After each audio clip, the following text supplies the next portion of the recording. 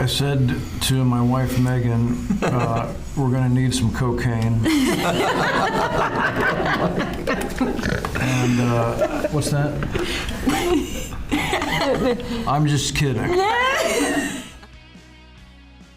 I was really intrigued, and then when I saw the scripts, I just sort of thought what they'd set out to do and intended to do, and how they'd set out to look at the story and that time and what happened to them, and it felt really powerful and kind of shocking. And yeah, I mean, I got a call from Craig Gillespie. It was in October of 2020, and he said, you know, I want you to play this role. You should take a look at it. And I was like, I don't have a tattoo on my body. Like, I don't understand why you would ever think of me. But okay, I'm a huge fan of his, so obviously I jumped in. And like Lily said, you know, these scripts were really good. They were really interesting. I'd been a huge fan of Rob Siegel and DV, and then I thought, you know, it humanized these people and gave us a whole other look into what happened. And I was surprised by how much I didn't know, you know, from what had happened. So here we are. Oh, I popped in late in the game. They said, "Can you help?" I said, "Yes, I'll be right there." To be on a plane. How did you? Tell your story. I was in Motley Crue. Let's go all the way back to. I was astonished that none of the public, including me, knows remotely the real story of what went down. And so when it came in, it had all the earmarks of like great scripts. I love the producers and the writers, and then when I read the story and said, I can't believe it, and because the beginning of the internet is an intrinsic part of the plot, like the reason we don't know all these details is because everything that's happened since then, because of what this escapade set up. Now we know all the salacious details of anything like this that happens. But this was just left open to hearsay and misinformation. And so I said, this is going to be massively fascinating when the world finds out the truth of this crime. Will you please state your name for the record? Please welcome Pamela Anderson.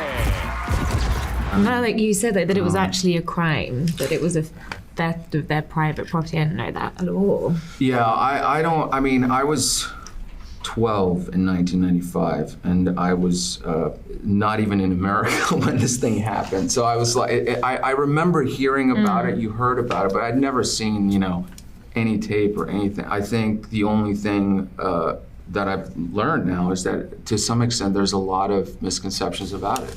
You know, you'd heard something about it, or you thought you knew something, but the truth is you didn't. And so that's kind of what's being unpacked here with the show.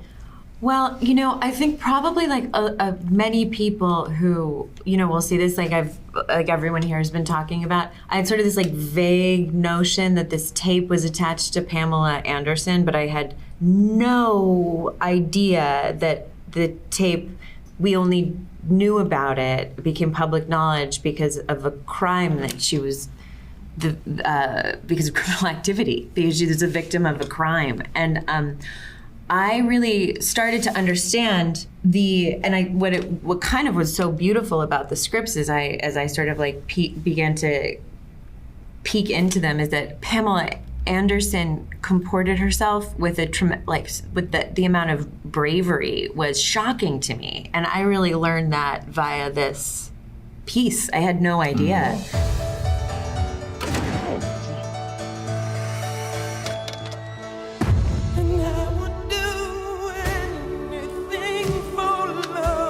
This is so private. It's like we're seeing something we're not supposed to be seeing. Nobody's ever getting rich off a celebrity sex tape. What if we sold it someplace nobody could find us? A website. I said to my wife, Megan, we're going to need some cocaine. And what's that? I'm just kidding. Totally just kidding. I am married. Any questions I might have had for my scene work, are answered in the writing is fantastic. And so, I was able to look at some video and imagery from the period, which was quite astonishing. I lived through it in my mid-20s, and I hadn't gone back and looked in some time. I was quite upset with some of the fashion choices that I had made. But I mean, by and large, once I underwent the transformation, which for me was mainly just a wig, our hair and makeup departments were so astonishing, obviously. I feel like my hair did most of the work for me. I just had to stay on my feet. It's the hair for me too, I think. Hair plus. It's just the hair. Yeah. It was so much to learn. I mean, obviously, so much to go off as well. Like, I think I've watched every interview Pamela's ever done.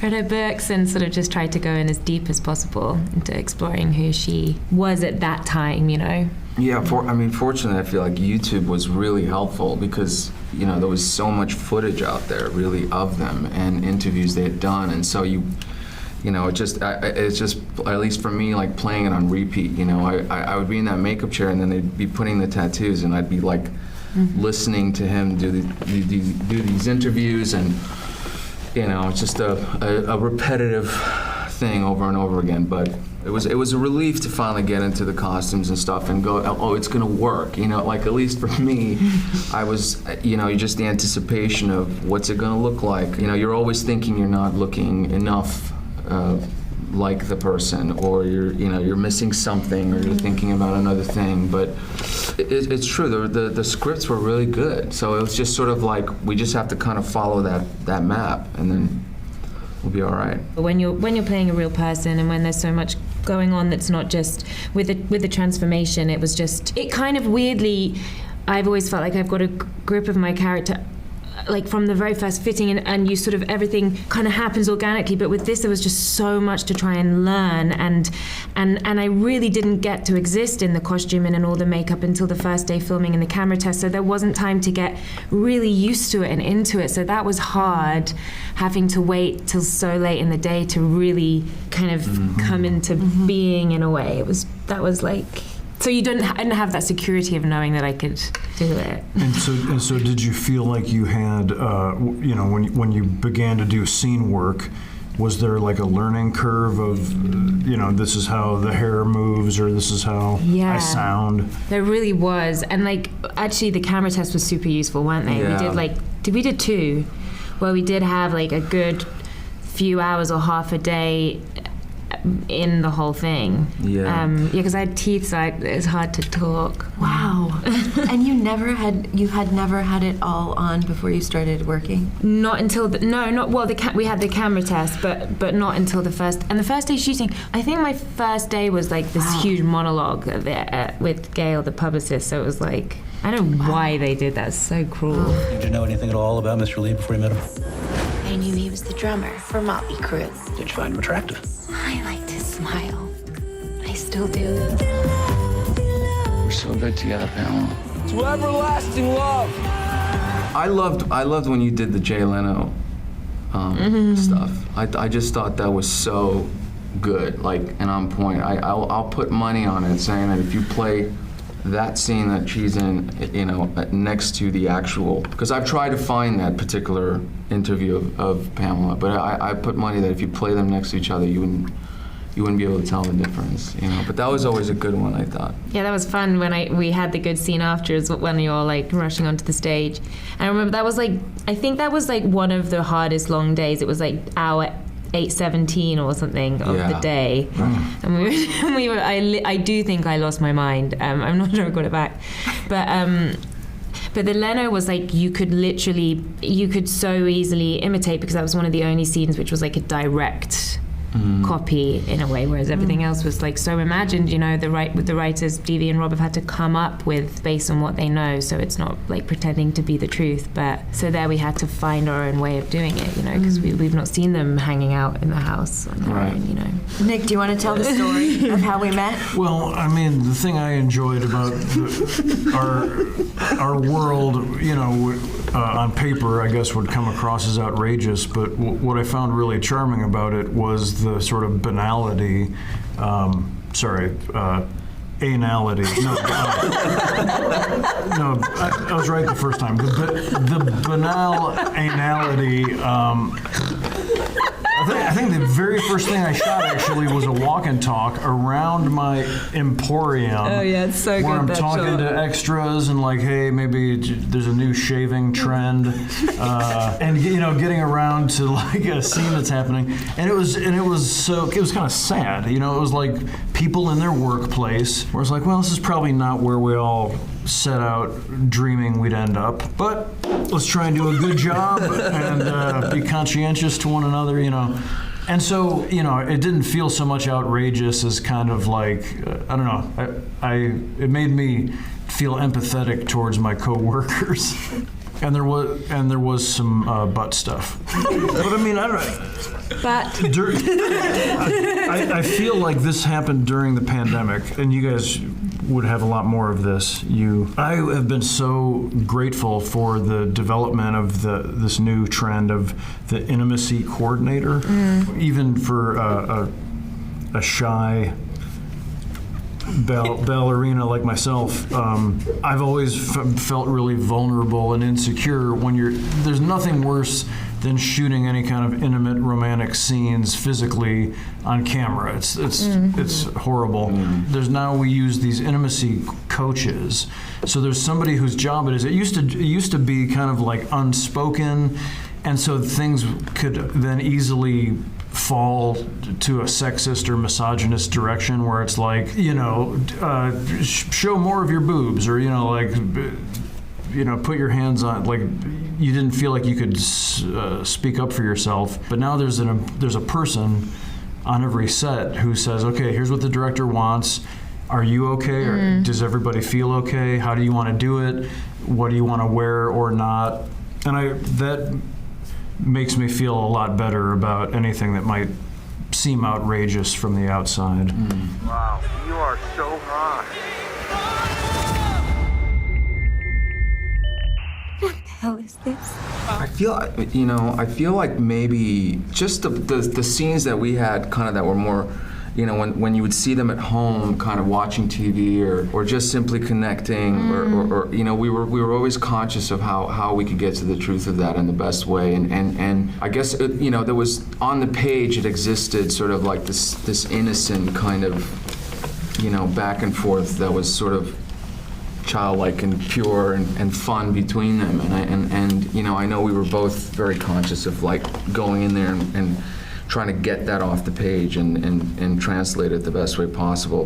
And Craig was really good at that stuff, Craig Gillespie. He always has this uncommon idea on a common matter. He always comes up with the one thing you haven't thought of that just unlocks the thing. And he's so good at that. I remember one scene he was like, hey, you should be eating Rice Krispies. And I was like, oh, there we go. That whole scene makes sense now.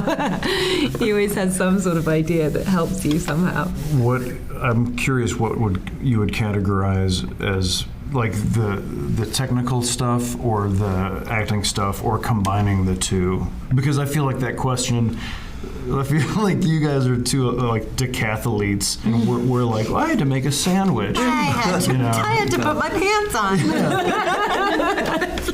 Today I buttoned my shirt. That was my guys job are on fire, yeah. What do you? Yeah, it was. I think what you're saying is like, how are you spontaneous, or how do you keep it fresh or new? And I guess, and then at the same time, there's that technical aspect, because it is somebody who exists. So it's like almost like some of the work is kind of done for you a little bit. You just have to go out there and like put this puzzle together and somehow like get information. But I don't know. I think it's almost like actually I remembered, I was talking about it. There was one point where halfway through the series I was like, isn't Lily English?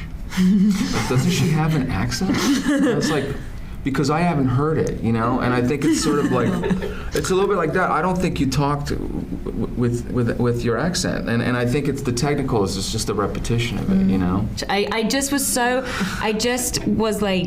just couldn't go back into my own voice. It would just feel like I've never done that before to this extent. I think that was based out of like fear of wanting to make sure that I was convincing, being so very English. How many copies of this are out there? Could be dozens. Pirated copies are sprouting up all over the web. You don't seem to understand what a big deal this is. I'm on that tape just the same as you. But this is worse for me. How is this worse for you? I mean, I was doing like all these fasting stuff, and sometimes, you know, you'd be in traffic, and it's like if you haven't eaten for 18 hours and in traffic, you're an interesting person.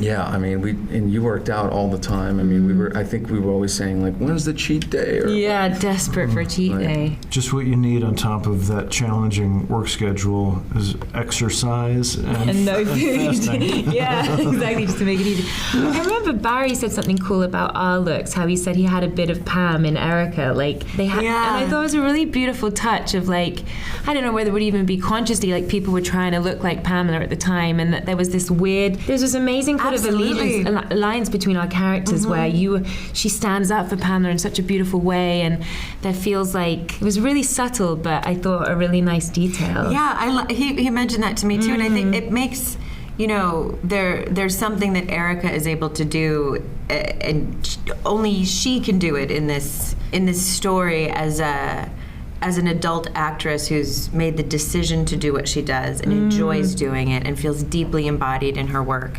And she's really the only one that can, like, in a first person way, say what you're seeing here isn't porn. What you're seeing here is a violent crime that's been perpetrated against another woman. What I do is pornography, and there are consent forms involved.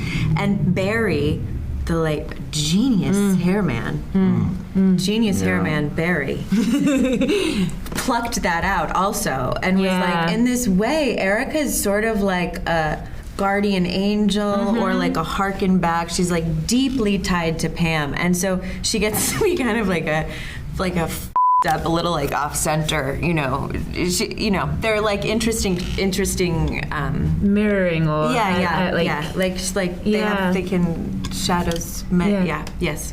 Psyche, shadow. I thought that was really beautiful. Yes. And that scene is like, honestly, I find it like probably the most moving scene in the whole show. It's just like, when you hear it from Erica's mouth and from someone's mouth, you just go, you know, because the other finally someone's speaking out for her, you know. The other thing that I found reading the scripts that was so just infuriating and relatable was how invisible this crime was, how alone Pamela was in this experience, and and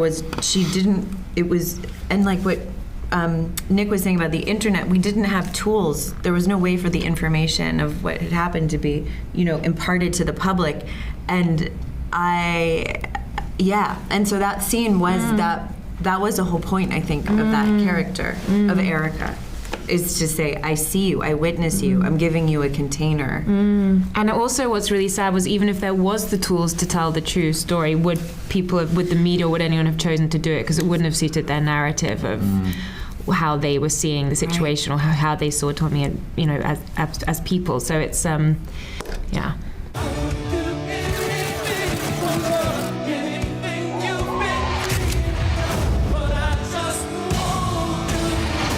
Everyone's beautiful and perfect. Is that how you feel? Like you have to please people? It's all I do. I took sweatshirts, to be honest, to be fair, but I was also told that it was allowed. Okay. Yeah. I actually do. I have amazing, in the Mexico montage, I had this amazing like sequin pink skirt and like very 90s like halter top. It looks a little different without it still looks good though. It's a funny scene to imagine, like, what's different? Yeah, why aren't I living? Can I say butt plug on this channel? Because Taylor took her butt plug. It doesn't even, that's not, there's like no even reason. Every actor has a secret. I mean, Milton Ingley, if, you know, when you see him in the show, I think you would agree, you probably don't need to take anything home. Best leave that stuff on the rack. Did you take anything? No, I mean the T-shirts. I took some. I think they gave me the T-shirts. He had some interesting, cool T-shirts, but that's it. I would have taken that leopard print hat. I loved that hat. Oh yeah, just to wear that like at the Grove. Imagine if you were being packed out in that hat. Yeah. I don't know. It just didn't. Yeah. I'll tell you this thing though, man. That was. When that came off, I was free again. I was like, oh, I actually do. This is kind of a weird, cool story that my blue contact lenses were actually mine from when I did Cinderella. I almost wore blue lenses. So the contact lenses I wore as Pamela Anderson were originally bought for me as Cinderella. That's crazy. They looked so good. They were so real. So I still have those. Cinderella.